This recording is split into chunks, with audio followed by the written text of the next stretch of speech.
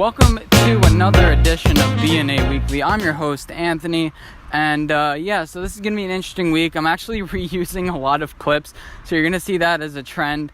And so this week should be fun. It's not my best one. It's usually like every single time somebody mentions, it's like, oh, this is the best one in a while, but this is definitely not going to be the best one. But we're going to get it done, and hopefully you all do enjoy, and enjoy. Wait, what? I said enjoy a lot. Yeah, just watch.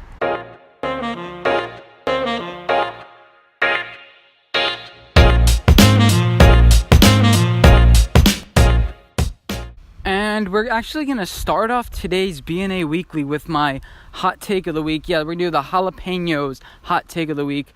Brought to you by jalapenos. I don't know. But yeah, so my hot take of the week is I'm a Knicks fan, and I do not want Anthony Davis. If you do not want to leave, then just stay. I mean, don't try to pretend like, oh, I don't want to be the bad guy, but I'm trying to be the bad guy.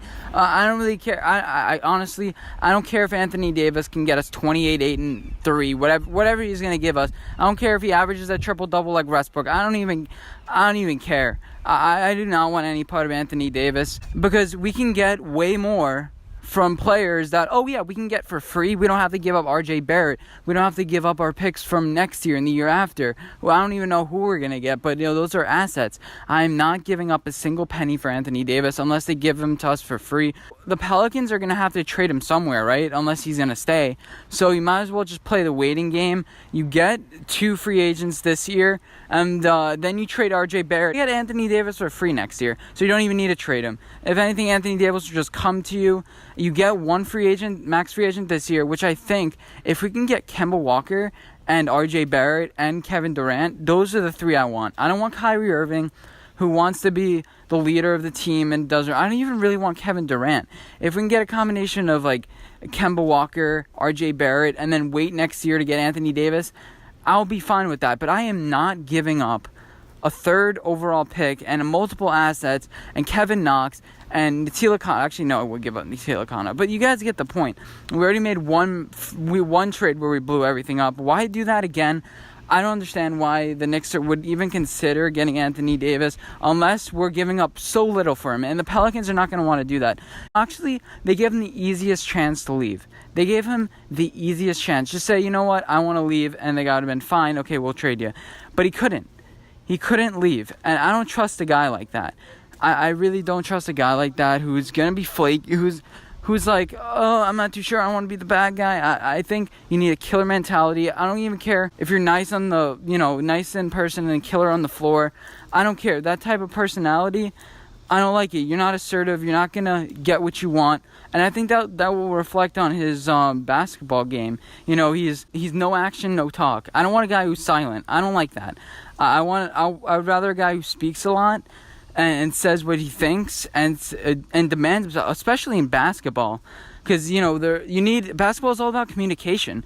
If you're not talking about what you want, that's not really gonna help you. I want no piece of Kyrie Irving or Anthony Davis, and if both of those end up on our team, I'm probably not gonna be a Knicks fan. No, just kidding. I'll still be a Knicks fan, but I mean, Kyrie Irving wants his own team. He wants this, he wants that. And when he gets it, he realizes, hey, it's not as easy as you think.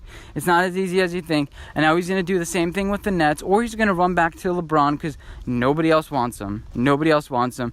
And James Dolan is on his knees begging for us to get a player like Kyrie Irving or Anthony Davis. You can't be desperate. At any point, you cannot be desperate for anybody because that makes you make irrational decisions. That makes you make decisions that are not in the best long-term interest for your team because you need something. That you see that across sports where it's like kind of like you see this happen across sports. When teams get desperate, they make irrational decisions. And I don't want the Knicks to be. The Knicks are a losing franchise, and I don't think they're going to be able to turn the switch on. It doesn't matter whether we get Anthony Davis, to be totally honest. We're just a losing franchise. We need everything to be wiped out. I think Fizdale and the new management is starting to change a little bit, but honestly, the underlying problem is James Dolan. We are not winning a winning franchise. Just look what he's saying about we're going to do anything to get him. I'll give you the keys to the franchise.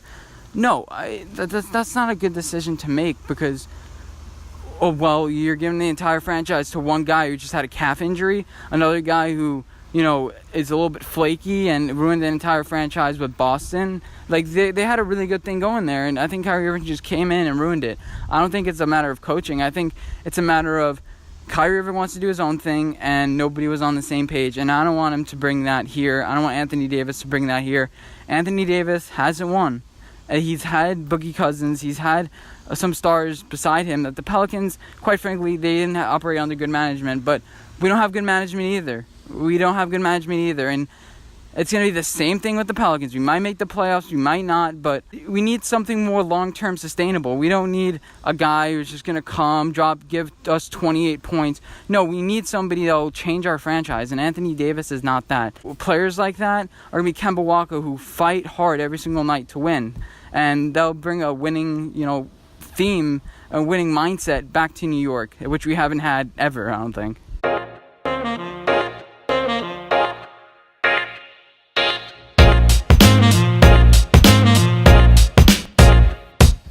Welcome to the next segment of the podcast, or sports talk, whatever. Anyway, so this segment I really want to talk about where I was right, where I was wrong, and it's pretty much self-explanatory. So I'm going to start off where I was right, to start off on a good note. Do you guys like good news first or bad news first? I usually like the bad news first, but when I'm talking sports, here's the good news. So in my playoff bracket for the NBA, I got 2 out of the 2 NBA Finals teams. The Raptors and the Golden State Warriors both made it, and I only got 2 series wrong out of the entire thing. Really surprised for the Raptors. They were down 2-0, and they ended up coming back. Right as of now, they didn't win yet. It's 3-2, but most likely they are going to win. If they end up not winning, then this seems like I'm stupid. But either way, I'm right, because I did put $10 on the Bucks winning, making it to the conference. Well, not the conference finals, the actual NBA finals. I bet $10 to win 35. That's the only bet I put down. But Warriors-Rockets, I said the Warriors are able to win without Durant. The ball movement, I love just watching the Warriors. I watched the Warriors-Rockets game. I just watched the way the Rockets played. I don't really like watching basketball. I don't really like commentating over basketball. I kind of just like giving my insight to different things. But I looked at the Rockets, chucking the ball up and then backing up. It was too analytical for me. I just love watching Golden State. I love how Klay Thompson, even though we might not have the best shooting night, he just makes those clutch shots. I love their way of playing basketball. I don't like Houston Rockets. I just don't like watching it, and I'm happy that Houston isn't winning because, I just don't like their style of basketball. So that's where I was right. And also, with the NHL bracket challenge, I made 2 brackets. One of them, I had the Blues going. I had the Blues versus the Lightning. Well, I took an L on that one. And the next one, I had the Boston Bruins versus Nashville Predators. So if you combine those brackets, there's a good bracket in there somewhere. So I just want to brag a little bit about that. Okay, so where I was wrong. So we can point to a lot of things where I was wrong, because I'm not really wrong a whole ton. But I want to say the Chicago Cubs have really surprised me this year. They started off the year like 2-8 or something like that. Not that good, but they've emerged as one of the best teams in baseball. Kyle Schwarber hasn't really been playing that good. Javier Baez has, though. He's been defending his NL MVP run-up season last year. You have Anthony Rizzo, who is struggling a little bit. Chris Bryant, in some games he hits 2 home. It's insane what they're doing. The pitching staff, Yu Darvish, I wouldn't have suspected that he would be the weak point in this team. I thought, he would be the star. They'd ride or die on him, but they're doing well. The whole team is the whole pitching staff is basically making up for his mistakes. Once Arrieta left, I thought, the Cubs pitching rotation won't be the same, but they're holding up really well. We'll see how long it lasts. I still think this is a make or break year for Joe Madden, even if they don't play too well. I still think that the Cubs are going to be looking for a new manager. As far as new managers, there are a lot of names around that I don't really know too much about, but I'd like to see Joe Girardi with the Cubs, mainly because I don't want to see him with the Mets. I can't fathom the Mets winning with Joe Girardi, even though the Mets are still going to probably lose with Joe Girardi.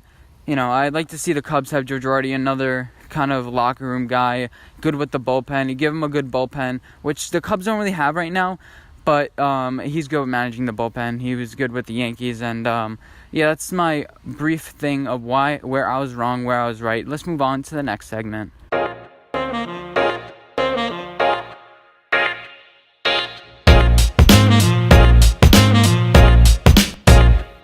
another fun segment that I want to do. I haven't really done it. I don't think I've ever done it. It's called Prediction Review. It's basically where we review predictions by so-called experts. I give you what my predictions were, and then we compare to see how we did compared to some writers who thought they were really smart and knew everything about the sport in question. So today we're going to do the NHL, and my predictions in the beginning of the season were the Lightning versus Winnipeg, which were the favorites, to be totally honest. I had the Columbus Blue Jackets playing Tampa Bay Lightning in the conference finals, and I had the Golden Knights playing Winnipeg in the conference finals. So I didn't get any of the Final Four teams right, but in my NHL bracket challenge, I actually didn't do any better. But I predicted the Blues to make it, and I had two brackets, and one of my brackets had Boston making it. But then both of them was a pretty good bracket in itself. See what professional writers thought. So the Hockey Writers, the website, I think it's multiple people combined doing it. So let's see what multiple heads thought. So first of all, their division standings are pretty accurate. They had the New York Rangers in 4th place and the Islanders in 7th place in the Metropolitan, which I don't even know why you would think the Rangers would be 4th, because they were obviously selling everybody, so I don't understand that. They were right about the New Jersey Devils. I thought they would be pretty good this year. I had them winning the division, actually. And, yeah, they ended up being trash. And they were right pretty much about, like, the Lightning and all those teams. But they also said the Anaheim Ducks would play really well. We'll talk about that a little bit later. Their Eastern Conference matchups was Pittsburgh versus New York Rangers, Tampa versus Buffalo, Washington, Columbus, Toronto, and Montreal. And out of those teams, I think 5 out of 8 made it. So with my division standings, I had a decent amount make it. I got the New Jersey Devils and the Canadiens. New Jersey Devils, sorry, and the Los Angeles Kings wrong. Those are the only 2 teams that I predicted to go to the playoffs that did not go to the playoffs. So I would say that's pretty good. I'm not sure about you guys, but I'd say that's pretty good. And then for the Western Conference, they had Edmonton versus Winnipeg. I knew Edmonton would suck this year. I jumped off their bandwagon. I also jumped off the Anaheim Ducks bandwagon. He predicted them to play against Calgary, which I thought would be a way better team. I was right about Calgary. I had them finishing, I think, 1st or 2nd place, and that's right around what they finished. So I'm going to give myself toot my own horn on that. Dallas, San Jose, Nashville, Chicago. Chicago came on strong towards the end of the season, but they weren't able to make it. So again, they went 5 for 8. See, all these professional sports writers, I'm better. It wasn't... I knew barely anything in the beginning of the season, and I did better than them. I don't understand how these people got this far off, honestly. I mean, it was pretty obvious what was going to happen. I say that in retrospect. But he kind of knew what the horrible teams were, but he didn't know who the best teams were going to be. He didn't know those, like, wild card, those fringe tier teams that were going to, like, fall apart. He wasn't really good predicting that with, like, Chicago and different things like that. But... yeah, so let me know if you guys want me to do more of these. And also I'm going to throw up another one that I reacted to it earlier, but I realized it didn't record. Yeah, these guys are pretty much the same, predicting the same thing. Penguins, Predators. They're predicting all these teams, San Jose, which actually they did make it to the conference finals, and they did get pretty far, but they obviously didn't make it. And obviously the Lightning, who were a big disappointment this year. And yeah, so... I think I did pretty well to recap the season. So the transformation of the St. Louis Blues is actually insane. They were right around where I thought they would be until they gutted out the entire franchise. And then just the way that just utilizing the best players that the Blues did, you have to realize what type of team you have, and accommodate them to you. There's 2 different ways you can coach. It's fitting them to your scheme or fitting your scheme with them. You have to be adaptable as a coach, and I think the St. Louis Blues really reflected that through the entire season. Now, I don't know exact names and different things like that, but that flip was switched in January. They were right around where I thought they'd be, and then all of a sudden, it's just like, oh God, like, you saw it. It was insane. The St. Louis Blues, good job for them. I'm not sure if they're going to be able to win it all this year, but it's definitely looking really pretty good for their future. They're going to have some problems going into next year, like every team does. No team is set up perfectly for the next year, but St. Louis Blues, as it stands right now, have a really bright spot. Nobody was predicting them. Especially after the season. Right when the Blues entered, I'm like, this is my team. This is my team, ride or die with them. And I was also a little bit higher on Boston than a lot of people. But yeah, you see all these predictions. It's like... especially in the beginning of the season, people thought the Penguins would be back, and I was kind of buying them a little bit too, but they just didn't have the juice. Matt Murray got a little cold. Their goal scoring got a little cold. And for the future, I'm not too sure about them. And the Washington Capitals were also looked highly on, but they didn't really have that much of a Stanley Cup hangover. They just were unable to beat the Carolina Hurricanes. And I also knew by entering the playoffs, the Carolina Hurricanes would go deep, but I didn't believe they had enough oomph, and that was shown with how they lost to the Bruins. Nobody was really predicting the Carolina Hurricanes to do anything this year. I had them in my playoffs. I'm looking at all these brackets and all these riders. Nobody had the Carolina Hurricanes. Nobody really had the Flames. And then when it came to it, some people were picking the Flames to win it all. But then I jumped off that bandwagon and said, you know what? They don't have the experience. I don't trust their goaltending. And yeah, so it's all about buying stocks high and selling them, buying stocks low and selling them high. Not doing too well at my stocks right now. I don't know what's going on in like real life. But yeah, so I think I did pretty well. I think you could say I beat the experts, not by much, but I think I had a little bit more insight than they did, because when looking into playoffs, you have to realize which goalie is going to be hot. Whichever team has the best goalie and the most depth, the most strength, the most grit, the most fight, the most to play for, that's usually the team that wins. You know, the Blues, they were playing for their hockey lives. Everyone had something to prove there. The Boston Bruins, they're with their young core. They have something to prove. So did the Hurricanes, believe it or not. And the Islanders had a little chip on their shoulder. Yeah, the Capitals and the Penguins, that kind of, I think, took things for granted. So did the Tampa Bay Lightning. They took a lot of things for granted. And yeah, that's what ended up happening. I mean, I'm not going to explain what the guys said on the board. A lot of people were picking the Sharks. I was low on the Sharks. I don't think they'd make it that far. I think that this should be like a thing. Like, oh, did I do better than the prognosticators? I think I did.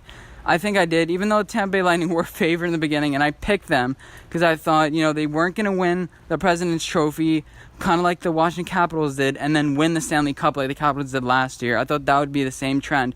But right when I saw them win the President's Trophy, well, I still bet them, but I wasn't as confident because the President's Trophy is a curse. Yeah, so let's move on to the next segment.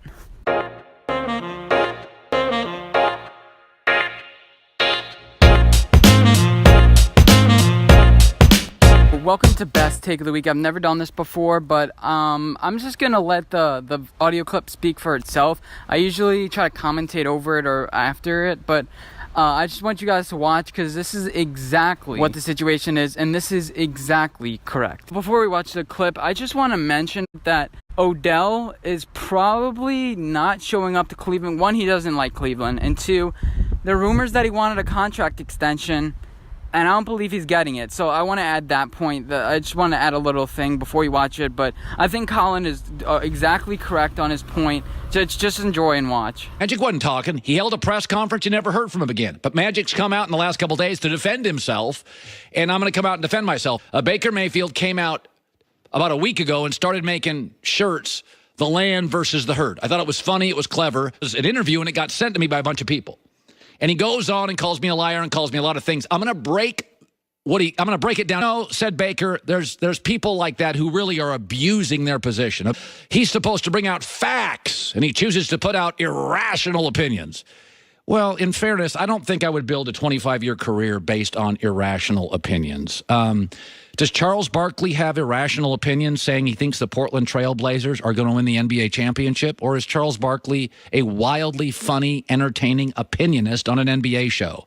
That doesn't mean Charles Barkley can't make calls and have contacts, but this is not Big J journalism. I'm not in locker rooms like Jackie McMullen 100 nights a year or Rick Bucher. People can say what they want. They can say I'm not really supposed to comment on this, but a liar is a liar is a liar, and that guy are really just full of it, needs to be put in his place. I can be wrong, and I am. In fact, about 10 years ago, I don't know, John, when we started Calling Right, Calling Wrong, I felt it was important, because I'm sitting here blabbing all day, to have a segment every week where I acknowledge I whiffed on that. I'm in the opinion business. I'm in the strong opinion business. I think he's confusing wrong with lying. Nothing I've ever said about OBJ is factually incorrect. OBJ gave me a list of places he wanted to play. Cleveland wasn't one of them. I'd be the first one to tell you I'm not always right. I know my flaws. I'd love for people to correct me so I get better. But he can say what he wants. He thinks he's always right. He throws people's names under a bus. As soon as he starts talking about me, it's fine, but my teammates, that's where I have a problem. Well, no, Baker, your problem is you're in a fight now with a media person. That's below Tom Brady. That's beneath Russell Wilson. That's beneath NFL quarterbacks like the legendary Bart Starr. Brett Favre didn't do this. Peyton Manning didn't do this. Tom Brady doesn't do this. You're actually, Baker, proving my point. I never questioned you could play. I said I didn't want to deal with your immaturity and judgment. You're in a whizzing match with a member of the media who, by the way, isn't engineering any of this stuff. I said, I don't like your police video. I don't like you grabbing your junk. And I don't like you throwing footballs at people's heads in pregame. I'll go to my deathbed saying I'm never going to draft a quarterback in a police video, grabbing his junk, grabbing a steak and jamming it into midfield. I'm not saying you're not draftable with other people. I said, if I ran a team, that's an undraftable quarterback because I just don't want to deal with 15 years of the nonsense. This is what I said turned me off. Not your arm, not your talent, not your confidence. You're off a 7-8-1 season and you're getting into this nonsense. You're kind of proving my point. Coming up next. That is blasphemous. That is blasphemous. And welcome to my worst take of the week. There are plenty of bad takes that go on, but this is the absolute worst take of the week, and let's just get right into it. I'm just really pissed off about this. So Phil Simms' son, I forgot his first name. His last name is Sims. He does Chris Sims. He does a podcast on NBC, which I usually like. He usually gives some interesting insight, but I do not understand what his beef with Eli is. Is it because, Phil Simms didn't get the respect that Eli did? Is it because Eli Manning was a better quarterback than even he was? I don't understand. Eli Manning is not number 34 quarterback in the league. He's doing this top 40 ranking series. He's on number 32 or whatever, and I see Eli at number 34. Okay, I'm not saying he's a top 10 quarterback in the league, but I don't think there are 33 guys that are better than Eli Manning. I'll give you guys that haven't been included on the list yet that I think are not better than Eli. Jameis Winston, Lamar Jackson, Kyler Murray. Want to go Marcus Mariota? Want to continue? Want to go down the line? Ryan Tannehill, who he has at number 33. So many guys. So what you're saying, I don't even think Blake Bortles was included on the list yet. So you're saying Blake Bortles is better than Eli Manning? A guy who got kicked out of Jacksonville, is a historically bad franchise, is better than Eli freaking Manning? Come on. Did you not get enough love when you were a kid? This is utterly ridiculous. It's shameful. This is a shameful opinion. I don't believe that Eli Manning is anywhere close to being a 34 quarterback. It's just all hate. He doesn't understand how football is played on a scale. Oh, do you know what happens when you have a bad offensive line and a bad defense? A top 10 worst defense and a top 10 worst offensive line? You don't do good. Those are the keys to a successful team. Those are the keys. Do you know what that gives you? It gives you Arizona. It gives you 3-13. It gives you Green Bay Packers. Even Aaron Rodgers couldn't overcome a bad offensive line and a bad defense. Even he couldn't overcome it. So why do you think Eli Manning can overcome it? I thought Aaron Rodgers was the best quarterback of all time. I thought he could overcome anything. I thought he was one of the best ever, And now Eli Manning with Daniel Jones, I think it's going to create a little spark in him. He had a little spark after he got benched by Geno Smith, and he came out and he threw 4,000 yards, 22 touchdowns, 12 interceptions, and he was top 10 in the league in passing. His quarterback rating went up, and this is all in a year where Odell missed probably 4 or 5 games. The offensive line was putrid, and he constantly had to be coming back in games. Now, I'm not saying he's a great quarterback. I'm not saying he's, a top 5. I'm not saying he's an elite quarterback. But you ran off the names, and I don't think there are 33 quarterbacks better than Eli Manning. I don't think this is shameful, and let's go on to the next segment.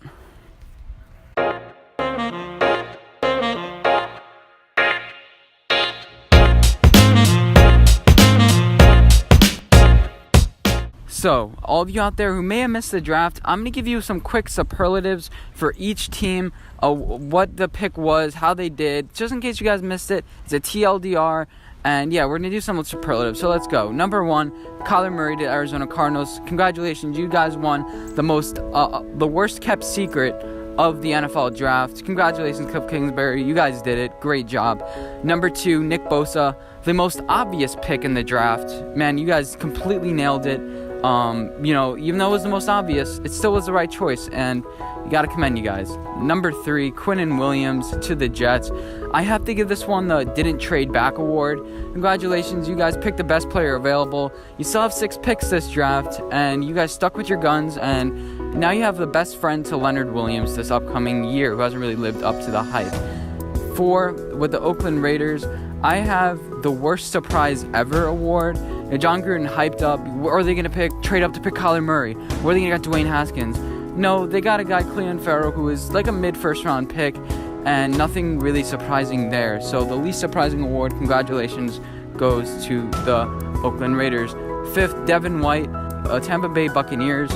This award goes to the fastest replacement award. Congratulations, you guys got rid of Quan Alexander, and you replaced him right away with Devin White.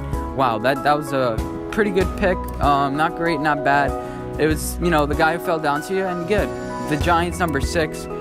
So next, we have the Giants, who selected Daniel Jones at number 6, and this has to get the Eli Manning award. Eli Manning got picked first overall in the 2004 draft by the San Diego Chargers. Daniel Jones reminds me a lot of him, so they're pretty much, this is just the Eli Manning award. Hopefully he can win 2 Super Bowls and not make the playoffs in any other year, pretty much. Number 7, Jaguars get the, oh my god, I can't believe this guy fell to us award. Josh Allen, it's not the player that they wanted, but it's a player that fell right into their laps, and unlike the Giants, they actually took him, so congratulations to the Jaguars. Number 8, TJ Hawkinson to the Lions gets the, we finally have a reliable target for Matt Stafford award. Lions still won a playoff game, but hey, at least Matt Stafford is going to target TJ Hawkinson all the time, and he's going to be a reliable target. All reliable. Good job, Lions. Next, we have the Bills, who get the, hi, you're coming up with us, the Buffalo award. Ed Oliver lived his entire life in Houston. Nice, warm, hot area. Born and raised Houston. Now he's going up to Buffalo. I think this is a good character pick. I love Ed Oliver's personality from what I've heard of him. He's great, and the Bills should be happy with him. I think this is a really good pick. Bills. I think this is the steal of the draft. The Buffalo Bills are really building up this defensive front, and in a couple years they'll be able to compete with the Patriots, but not quite yet. I think that Josh Allen as their quarterback, they'll be able to compete eventually, but not now. So the next pick, the Steelers trade up with the Broncos to get Devin Bush. I consider this the stealer of the draft award. Not because it's a steal, but he's the most stealer person you can find. Kind of that hard defense, trying to replace Ryan Shazier. Good job, Steelers, in getting your guy and wanting to trade up and actually holding, actually rumored to trade up, that actually did trade up and not too scared like the Redskins. Next, 11, we have the Bengals selecting Jonah Williams. I give this one, shouldn't sign the Bobby Hart award. You signed Bobby Hart, but then Jonah Williams ended up falling to you guys, so you picked him anyway. Andy Dalton's still going to suck, and you guys are nowhere near the playoffs, and you guys still are a lot of pieces away. But hey, at least Andy Dalton will have a couple more seconds to find that open cornerback. Next, number 12, you had the Packers selecting Rashawn Gary.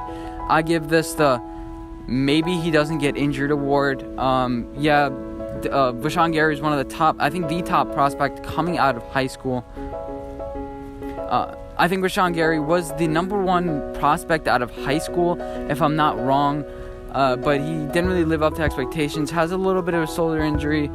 But you know what? Him and Aaron Rodgers should, be best friends because, they're always injured. That'd be great. Again, a lot of players get injured, but none like Rashawn Gary and none like Aaron Rodgers. Number 13, you have the Christian Wilkins goes to the Miami Dolphins, and I have to give this one the We're Committed to Tanking award. Congratulations, you're actually committed to tanking this year, the Dolphins.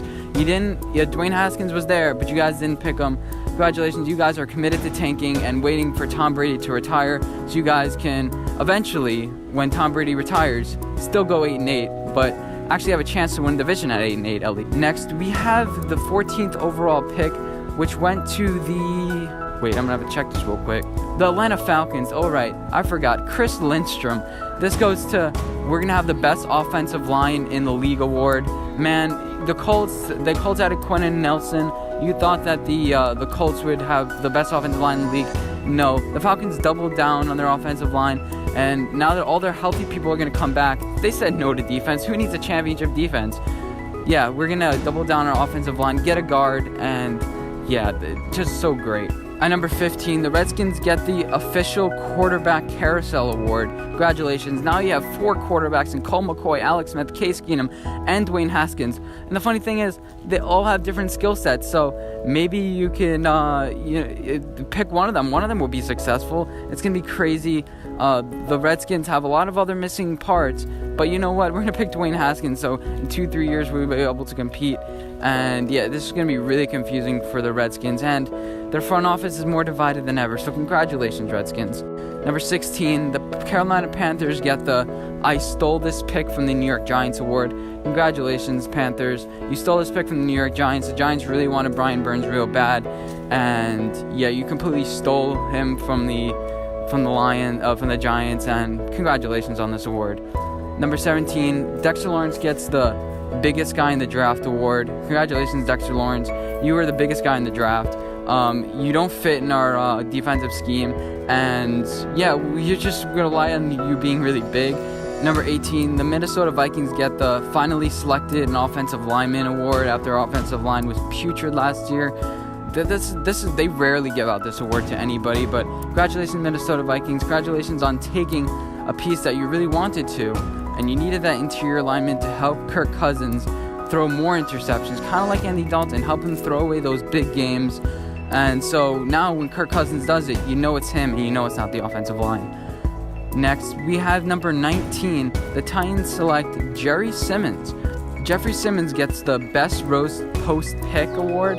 Man, I remember right when he got picked, not even a breath went by, and then that guy on the right, forget his name, yeah, you know the guy I'm talking about, just goes and completely roasts Jeffrey Simmons, only to back up and say, oh, these are allegations. This is great. Titans, you have your guy of the future. Just don't go beating up any woman. You have to beat up the other team, not different women, okay? It's obvious. For the 20th pick, the Denver Broncos select. Next, we have the Broncos, who selected Noah Fant, tight end. This has to get the Joe Flacco award. Joe Flacco is probably ecstatic that you're finally just doubling down. You're sticking with him. You're not picking his replacement. Oh wait, in the second round of the draft, they picked Drew Lock. Oh, that's funny. That's funny. Especially they had 2 picks in a row, and the first one they didn't. The second, okay, that's great. That's just great. Okay. Next, we have the 21st pick that went to the Wait, they traded down. Who traded up? Okay, the Packers traded up. Oh, they got a safety. Okay, this has to get the haha award. Yeah, you replaced haha Clinton Dix, and I don't know why the Seahawks traded down. This is kind of confusing, makes me laugh a little bit. So this has to get the haha award. A decent safety. You had your guy, Packers. A decent pick. Next, the 22nd pick, the Eagles traded up to get Andre Dillard. Andre Dillard is a really good choice to replace Jason Peters, but your secondary is still lacking, and you guys didn't address it for the rest of the draft. So I have to give this the Where's My Secondary award. It wasn't your biggest need, but I guess it was the best player available, and you did trade up to get him. Next, I have the Texans, who get the Robbed award. The Texans pretty much got robbed. They wanted Andre Dillard, and then they selected a guy named Titus Howard at tackle when Jawan Taylor was still on the board. I don't really get it. The Texans could have picked Jawan Taylor, Dalton Reisner, a bunch of other guys, but they got a random guy named Titus Howard. Don't get it. Anyway, so Next, I have the Oakland Raiders who get the National Championship Award. May not win the Super Bowl, but you have 2 players now that have won a National Championship at one point at the college level. Both faced off last year in the National Championship. Not sure if Josh Jacobs actually played, but they were both on the roster. I guess this is a good pick for the Oakland Raiders to replace Marshawn Lynch. Both similar characteristics. Doesn't really have a lot of tread in his tires, but he is injury prone. Next, I have the Ravens, who selected Hollywood Brown. And I have to give this a Nowhere Near Hollywood award. Well, He may, the Ravens have a lot of questionable, characters on their team. This guy thinks he's in Hollywood, and he played for Oklahoma, and now he's on the Ravens. That's nowhere near Hollywood. I think it's a good pick for the Ravens, especially since they did trade down. So no complaints here. Doubling down Lamar Jackson, even though I don't think it's the right decision. I don't think he's quite a Kyler Murray, even though Kyler Murray hasn't played a snap yet in the NFL, but he's not quite that type of player like a Russell Wilson. He may develop that eventually, but I think he's more of a Tim Tebow at this point. Next, we have the Redskins, who selected Montez Sweat at number 26. I'd like to call this, should have picked Montez Sweat at pick number 15 award. The Redskins shouldn't have picked Dwayne Haskins. They should have went with Montez Sweat, and then if they wanted to trade back up, that would have been fine. I feel badly for Montez Sweat, the fact that he had that heart condition that got misdiagnosed, but, things happen as the way they do, and it's only motivation to get better. Next, we have the Raiders selecting Jonathan Abram, which I have to give the award, because I don't really know what to think of it. It's a pretty good pick, but yeah, it was pretty average, and the most average award pick goes to the Oakland Raiders at 27. Next, the Chargers, Jerry Tillery. This could be this award I'd like to give the Chargers is maybe the second steal of the draft in a row award. Jerry Tillery fell right into their lap at 27. For some reason, good defensive players always have fallen into their laps. Well, over the past couple of years, they have. Derwin James last year and Jerry Tillery this year. Pretty proud of the Chargers. Next, the Seattle Seahawks selected L.J. Collier, which is the, we'll just clap for this guy award. Nobody knew who this guy was except for me and a couple other people paid attention to the draft real close, but congratulations to L.J. Collier for winning this award. Nobody knows who you are, but even the most dedicated fans do, and we're rooting for you. All the people that did all their draft homework, we know who you are, don't worry. Next, we have the Giants, who selected DeAndre Baker, and I have to give this one the finally award. The Giants picks got better with time, just like a fine wine.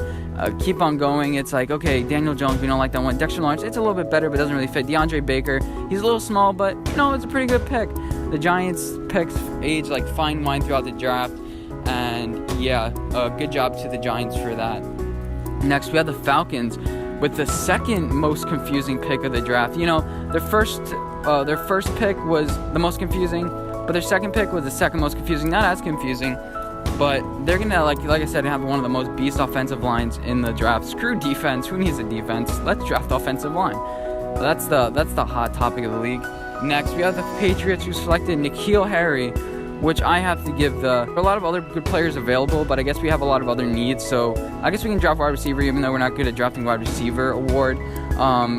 So they haven't really been good at drafting wide receivers in the past. This award is really rare. This rarely gets given out. So I'm glad the Patriots got it. Another rare award for the Patriots. They've done some historical stuff. This is definitely a historical award. But yeah, if you missed the draft, this is your TLDR, even though it's pretty long. But hope you guys enjoy.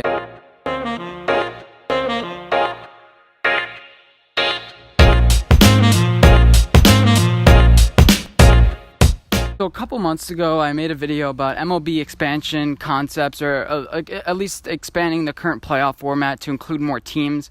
And this is a part of a broader subject I wanted to bring up that I was going to do its own video, but I really want to mention in BnA Weekly because its own video I don't think will get as much attention. So this is what I really want to talk about: how the MLB can become great again, how to make the MLB great again. Now I have a couple points that I'll mention point by point. First of all, you have to get these contracts, these MLB contracts out. With basketball, you have these 4 or 5 year contracts. The main thing we talk about is, where's this person going to go? Why are they going to go? It's really interesting. That's half what we talk about basketball. We care about like the finals, who wins, and things like that. It's different stories. But a lot of the stories that people focus on, especially teams that are not in it, is who's going to leave, how are we going to do next year. People anticipate what's going on, and that's what's exciting about sports. What's exciting about sports is what's going to come. So all these 10, 12-year contracts for the MLB, that's going to hurt. MLB is kind of known for, hometown roots, different things like that, and they're going to have to change eventually. They're going to have to change, and I think it's slowly going to change as they realize that this is not good for Major League Baseball. The same player in the same town with no controversy for so long, it's kind of dull. It's kind of boring. When's the last time a star came up and did something? Alex Rodriguez, once he left, once players like Josh Hamilton left, things are kind of boring. Your leaders right now are Mike Trout, Nolan Arenado, kind of boring guys who are going to be in the same city for years and years. Bryce Harper, I guess you can say it's a good story, but he's not even playing that well. You need turmoil. You need some controversy. You need players to get mad. You need fights. You need your Jose Bautistas. You need that, and that's what keeps MLB alive. It's holding them back. How these contracts are keeping the same people in the same cities and are keeping everything dull. Nobody's talking about the MLB. What's more exciting? Oh, where is Judge? Is Judge gonna leave? Or no? Oh, Judge signed a 10-year, $300 million contract that broke some records, but the next guy's gonna break more records, I guess. No, it's completely boring. Next, you have to lower the amount of games. I mentioned it in that video. You have to lower it to at least 150. At least 150, because no one's showing up to these games anyway, in my opinion. Nobody's showing up, and it's a huge problem. How much more money are you going to make off these games where it's going to be worth it? You need to create higher stakes in games. I get the MLB has that charm a little bit where it's just like, oh, evening at the ballpark. But if you expand the playoffs, you're going to bring way more money in because more people are going to show up, like I mentioned in the previous video. And then if you shorten the season, that's going to work. I think it could work. 150. Zach Hampel went to a Baltimore Orioles game and there's nobody there. Why was there nobody there? Because they're already out of the playoffs. Nobody cares. And what are you going to get? An extra $10,000 in revenue in the last week? It's not going to matter. A third point I would like to mention is you have to, with all these guys with great contracts, you have to bring up new guys. There's so many people in the farm system. You have to create guys that are going to come up and these stars. Many people are bored of seeing the same people over and over again. And you have so many stars. You're going to be there, which is fine. You have your stars, but you need to create a little bit of cycle, like Baltimore. Chris Davis has this albatross contract, but he's going to be in Baltimore for the next 3-4 years playing it out. You have to bring up guys that are new, that are young, and that want to prove themselves. That's what the MLB needs. They need fresh faces, and you need to embrace your stars. You need to embrace them with all you have. Another thing is speed. You're going to have to get people in and out of this ballpark really quickly. You're going to have to embrace one or two things. One, it's a full day thing that you're going to go to the ballpark and you're before the game, like Texas Rangers. This is a whole area. You're going to spend the day here. You're going to watch some concerts. You may see the baseball game. You're going to eat out. It's going to be a great time with the family. You're going to have parks and different things like that. Or it's going to be, let's just stop in, watch a couple innings, and let's leave. With the MLB, things go so slow. If you're just watching a game, people nowadays just like pitch, wait, pitch, wait. How would I fix this? Pitch clock. That's the easiest way. And you can find pitchers for taking too long. If you don't want to pitch, there's a guy right behind you that's just good enough that's going to pitch. There's a guy just behind you that's good enough. Have teams actually find some certain teams that are taking too long, and that'll create controversy, and that will make people want to watch the game because it makes it seem like you're trying to speed the game up. At least try to attempt something new, something fresh. Make it more personal. Make the games, you go up to the fans, make the players embrace the fans. Mike Trout loves embracing fans. He's up there, he's signing balls. Make it more personal. Make more people able to access more things. How much is that going to cost? I know some things with privacy, but the thing with the MLB is, the thing about baseball is that it's pretty easy to interact, but nobody does it. When was the last time you saw like a touching moment with some certain fans? That's what the fans live for. Open up the stadiums a little early. Make people want to see the ballpark. Make them embrace the place. And create incentives for teams to add some certain features to the stadiums to draw some life. You have to create a way for young people to love the game of baseball. These young people are now, they're flocking to soccer. People are flocking to soccer more than baseball. They're flocking to the NBA. They're flocking to football. You have to create an environment where people want to play baseball, where people, when they grow up, their father puts a bat in their hand. You have to make it more exciting. And there's a lot of ways to do that. And I think the MLB is going to start to try to implement those certain things. And MLB, nobody cares about, the 10, 12-year guys anymore. The people that care about their city, these guys are getting old. Nowadays, it's about movement. It's about controversy. It's about interesting. And right now, baseball isn't interesting, and people are flocking to other sports. I like this idea with speeding up the game. In the extra innings, have a man start on first base. Have a man start on second base. As it progresses, have a man start on third base. Have these ideas. Be more open to changing things. Don't be so stringent. And I think the MLB is going to change. Expand to more cities. Expand to more towns. Baseball is a global sport. Include yourself in different areas. Try to expand your reach. Baseball is popular in all these South American countries. Host tournaments. Do some certain things where players reach out. Do series in Japan. And I think they're starting to do that. They're starting to expand their reach. But it all comes down to making it more interesting for players and for fans to watch. One of the first thing I think when I go to the MLB game is, it's probably going to be really hot. I'm just going to sit all game. They're going to try to do some things in between innings to entice fans, but none of them are really exciting. It's probably my team is probably going to lose, and if we lose, that's going to be it. Those are the specifics of what I would do. Let me know what you guys think.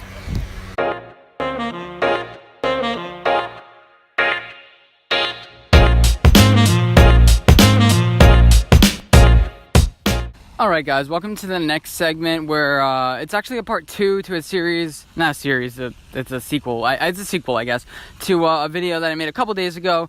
It's called predicting the next 5 World Series champions or World Series matchups, something like that. And it's where I did exactly what the title said. No clickbait, because we don't do clickbait here, at least most of the time. And so today I really wanted to do that with the NFL. Because I think the NFL is way more interesting and way less predictable, so it's way more fun. They're both really unpredictable, but let's just get into it. So, going into this year, who do I think is going to make the Super Bowl? Looking at it, the AFC and the NFC are both really much up for grabs, and I love it. It's not like the NBA. The Patriots, let's start with the AFC, I guess. The Patriots, really young this year. The Steelers, very experienced this year. The Cleveland Browns, very young this year. These are among the top competitors for the Super Bowl. As far as the AFC East, don't think any teams are going to be coming out of there besides the Patriots. The NFC North, obviously you can eliminate the Bengals. I don't think the Ravens are, I don't think Lamar Jackson is a championship quarterback. You get an experienced coach, he'll just counter that. I'm looking at it, the AFC West has the Chiefs and the Chargers, who are two really good competitors this year. Patrick Mahomes, I'm going to have to factor the Madden curse into this. He had a really high year this year, due for a bit of a regression.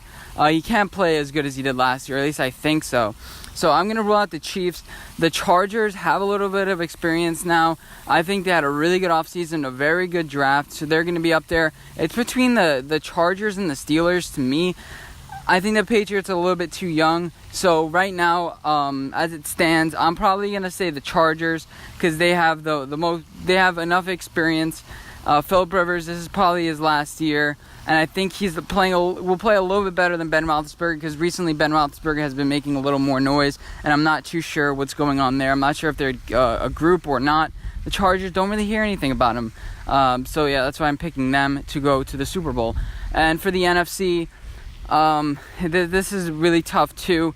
It's wide open. The Rams are not going to have Todd Gurley, so I think he's going to struggle to stay healthy. This is shown by the people that they brought in at running back. They drafted the running back out of Memphis, and I think they brought in somebody else. I forget who. Saints, Drew Brees, I think he's going to be shot fired by the end of the season. So those two NFC Championship teams I don't think have a chance.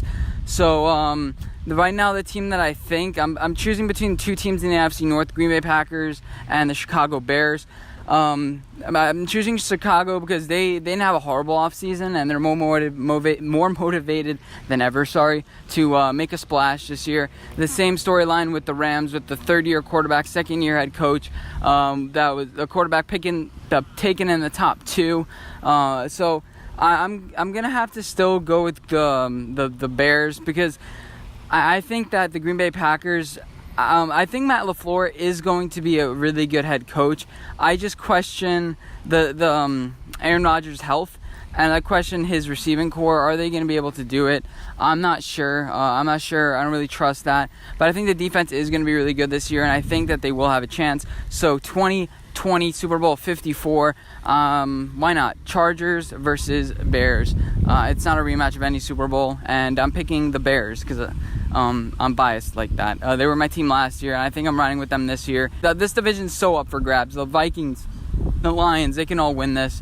But, yeah, so moving on to 2021, Super Bowl 55. I don't even know where it's going to be. It doesn't really matter where it is because that's not the point of this video. But it's probably not going to be the host team that's going to make it. So going into this year, Tom Brady is going to be really old. We're obviously starting with AFC again. Ben Roethlisberger will be probably his last year.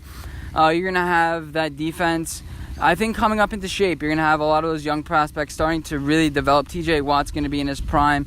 Devin Bush, is going to be a little bit better. Ryan Shazier may even be back. We don't know. I think they're going to have a really good secondary.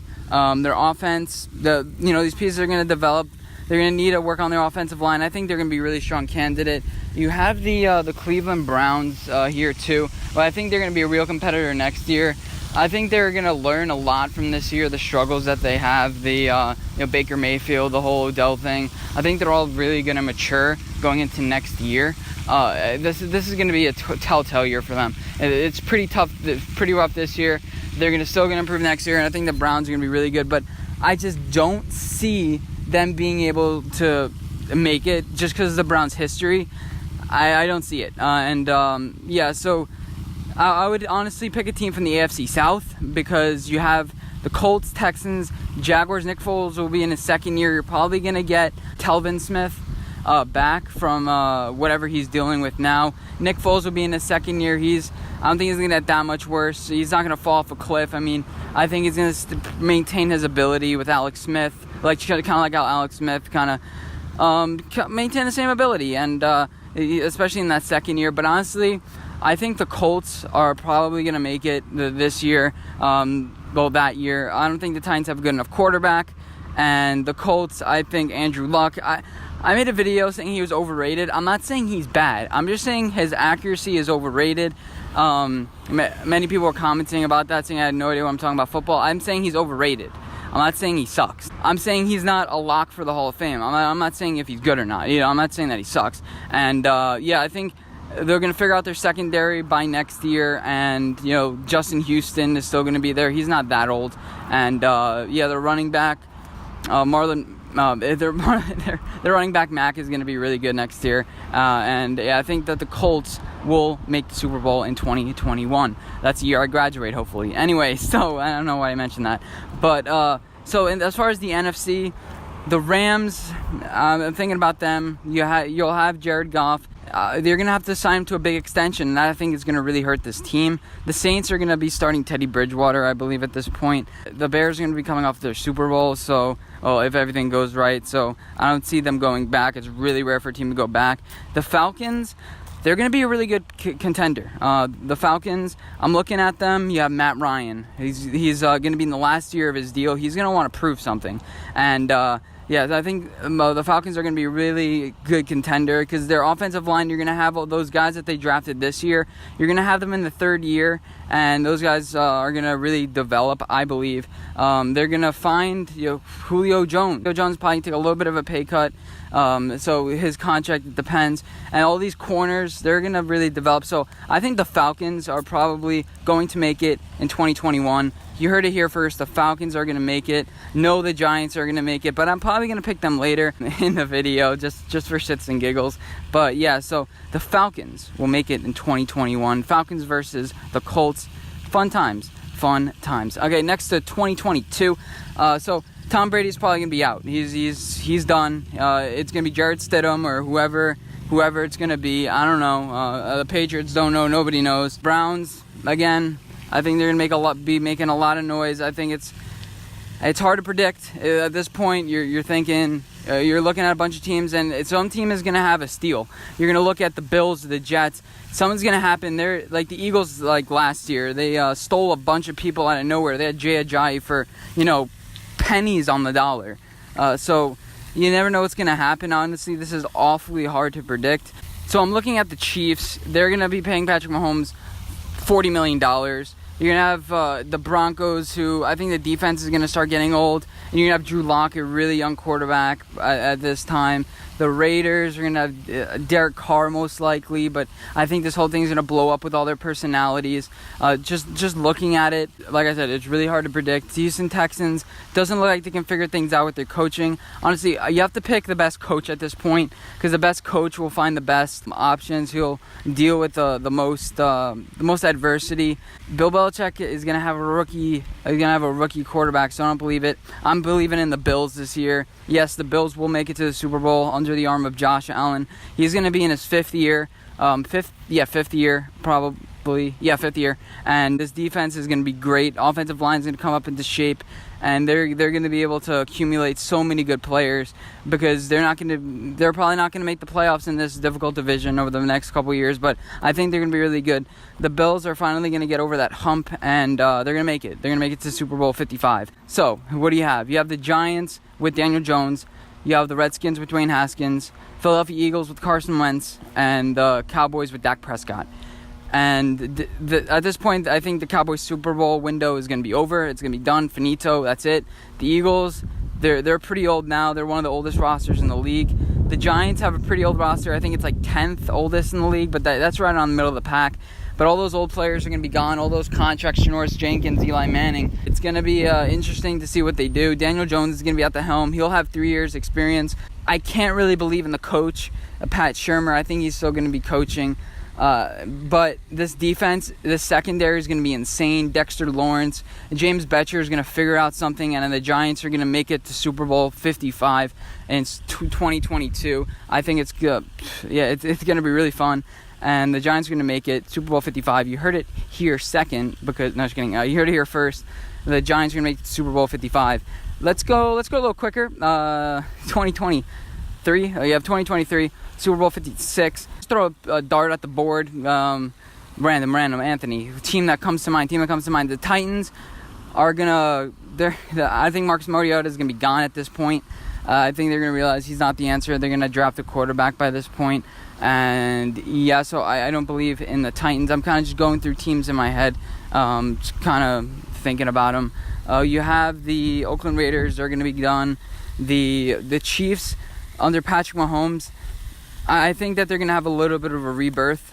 This is going to be a little bit of a transition year, so I don't think that they'll be viable. The Patriots under Bill Belichick, I think by this point the swan song has come to an end, and Tom Brady is going to just give up, and not Tom Brady, Bill Belichick is going to give up, and that'll be it. Going into 2023, the makeup is gonna look a lot different. Trust me. All the quarterbacks now, you're gonna have the old quarterbacks. I think that are gonna be gone at this point, obviously. Then the new quarterbacks like Nick Foles, I think they're gonna be gone too. This will be Nick Foles' I think last year in his contract already. So I'm looking at it. It doesn't look too bright for the Jaguars at this point. Don't really believe in their management, and that's the main thing that I want to check into. How's the management? And honestly, the Colts management has been the most consistent. The Steelers have been looking a lot like the Los Angeles Lakers, but they're trying to get everything together. Historically good franchise, but things are starting to get a little crazy over there.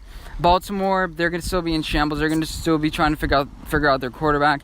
The only consistent team that I can think about it, 5 years ago, what were you looking at? You were looking at the Patriots, which is like the most consistent team. You thought they were going to fall off, but they really didn't. The Colts are probably going to make it again in 2023. As far as the NFC, Sean Payton is probably the best coach here, but I think he's going to be thinking about retirement.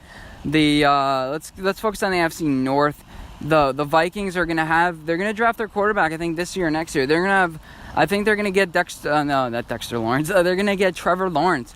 And I think that this defensive-minded team with Mike Zimmer, they're going to probably make it to the Super Bowl. I'm just looking at the best organizational things. Kirk Cousins will be gone, and they're going to transition into the new era with Trevor Lawrence. If I had to guess, the Vikings are going to figure out the quarterback situation, whether it's Trevor Lawrence, whether it's Tua, whether it's Jake Fromm. I don't know. I'm going with the Vikings in 2023. Next, finally, 5 years. Think about 5 years ago. We had the Super Bowl. I think it was the Denver Broncos versus the Seattle Seahawks. It was probably that one. Maybe the Patriots Seahawks. Doesn't really matter at this point. But Yeah, so a lot of the teams in the AFC, they have been really consistent, and it's been the NFC that's been a little bit of a wild card. A different team pretty much every single year besides the Seahawks those 2 years straight.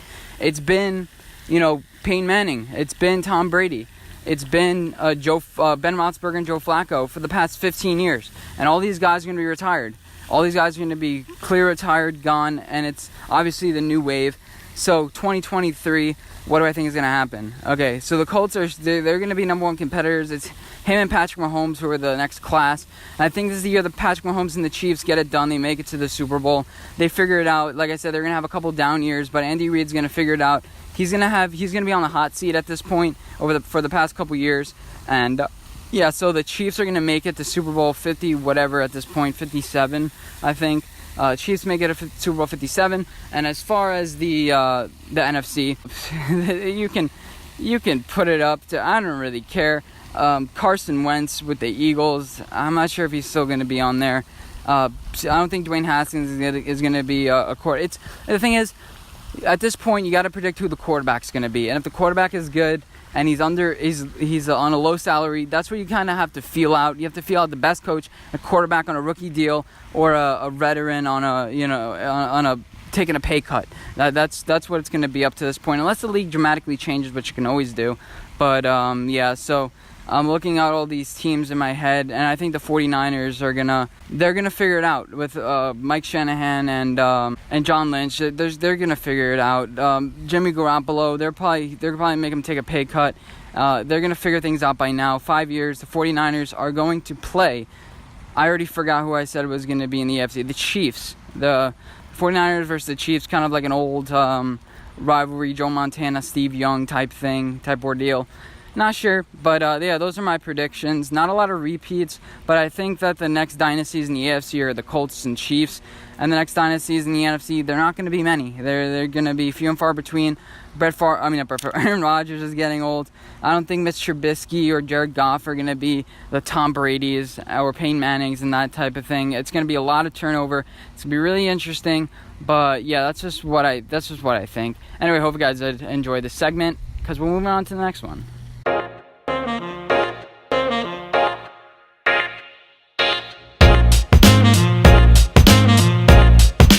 And wow, we made it to the end of the video. If I had to guess the length of the video, I really don't think we're going to eclipse the hour mark. So if I had to guess, 57:36 at this point, that I don't know. But for some closing remarks, this is going to be a new segment where I kind of make just closing remarks. Anything that I kind of want to mention in a video that I didn't really mention here, or anything else. I just really hope you guys enjoy watching. A lot of my other podcasts or BnA Weeklies did not have a proper exit. I kind of just ended it abruptly, or had a little outro thing with the music and stuff. But this one, I really want to thank you guys for the support. We're almost at 500 subscribers.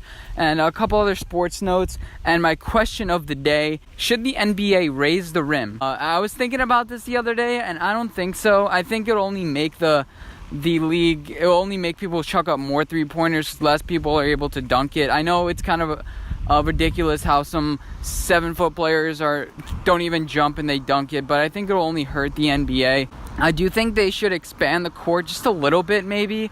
I think the court is small, and it feels like the players are only getting bigger and bigger, and they're pretty much outgrowing the court. But yeah, that's my opinions about that. And some closing remarks about free agency and my updated opinions. I really do think that Kevin Durant is gonna leave, but now he has the option to stay. He has the option. I still think he hasn't made his mind up. He did buy property in New York. I would pay attention to that, but Kawhi did buy property in LA, and people think he's not gonna go to LA. I mean, Katie's from New York, and Kawhi is from originally from Los Angeles. So there's always that. I think Kevin Durant, he's gonna start like Game 5 maybe, and by that point, it may seem too far out of grasp. It may seem like his departure, he would have left something on the table almost. It would seem like something sour is left in his mouth, and he didn't quite do what he wanted to do. And I think KD might stay an extra year, just on a 1-year contract. Have that Golden State magic for one more year. Enjoy it while it lasts. Andre Iguodala is getting older. DeMarcus Cousins will be gone. but try to have that one last magical run before he signs the last big deal of his career. I think he doesn't want to be a distraction in that front. And yeah, I just needed to get that off my chest. That's what I'm thinking about now. I still think I think he's gonna remain with the Warriors, but obviously I'll have updated opinions and everything, and we'll reflect on my predictions of where all these players went soon. It should be interesting. We have one more month until everything starts getting hectic. Yeah, so hope you guys enjoyed this edition of BnA Sports Weekly. I was about to say BnA Sports Talk. If you did, make sure to give it a like rating, share it to all your friends, and yeah, I'll see you next week, which is going to be MLB expansion, MLB expansion concepts, as a little bit of a sneak preview for all of you guys who. Sorry, excuse me. I'm not gonna edit this out because it's too late in the podcast. But yeah, for all you guys who stuck around, and I'll see you in the next one. Bye, guys.